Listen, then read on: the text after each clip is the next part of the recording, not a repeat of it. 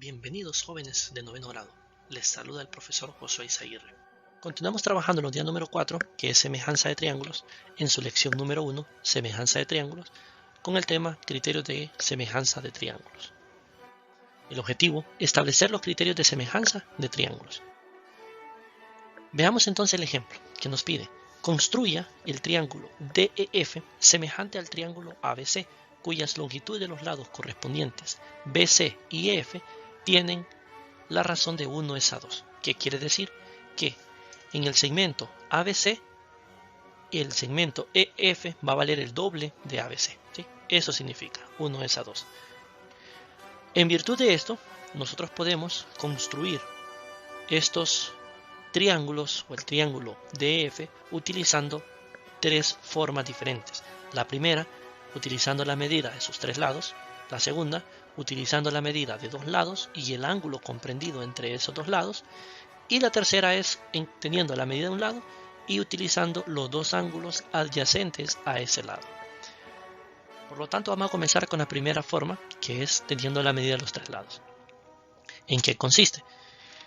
Aplicando la razón de 1 es a 2 correspondiente a los segmentos AB y DE, vamos a aplicarlo también a los demás segmentos, ¿sí? A los segmentos como tal. Entonces, por lo tanto, tenemos el triángulo ABC y lo que vamos a hacer es que cada segmento de este triángulo lo vamos a colocar al doble de su tamaño.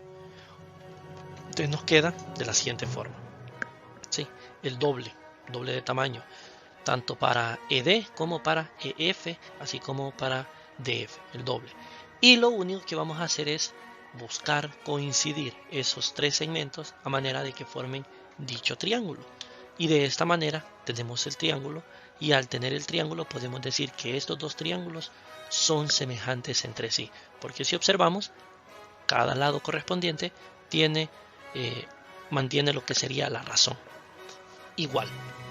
La segunda forma de encontrar entonces la medida de los dos lados y el ángulo comprendido entre ellos es, primero que nada, construyendo el ángulo de forma que sea congruente con respecto a el lado que vamos a utilizar, para que sus ángulos correspondientes sean congruentes y manteniendo siempre la razón. Por lo tanto, medimos el ángulo B, ¿sí? Teniendo medido el ángulo B, construimos el segmento EF de manera que sea el doble del segmento BC para mantener la razón, y marcamos el ángulo E de manera que sea congruente con el ángulo B. Teniendo esto, marcamos ahora lo que sería el punto D de manera que sea el doble del segmento AB, el segmento DE. Una vez que tenemos esto, simplemente unimos los puntos D con F para formar el segmento DF, y así estos dos triángulos sean semejantes entre sí. El tercer método es teniendo la medida de un lado y los dos ángulos adyacentes a él. Entonces, ¿qué vamos a hacer? Vamos a construir los ángulos E y F de manera que sean congruentes con los ángulos B y C respectivamente, y utilizando siempre lo que sería la razón. Entonces, medimos esos dos ángulos, el ángulo B y el ángulo C. Construimos el segmento EF de manera que sea el doble del segmento BC, de igual forma manteniendo la semejanza.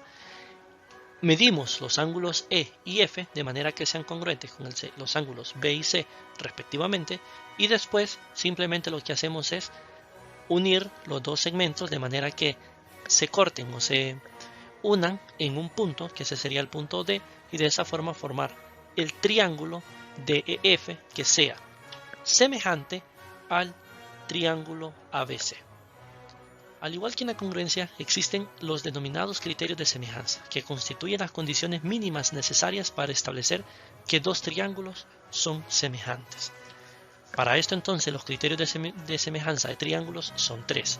El primero, que nos dice que las razones de la longitud de los tres lados correspondientes son iguales, y a ese criterio se le conoce como lado, lado, lado.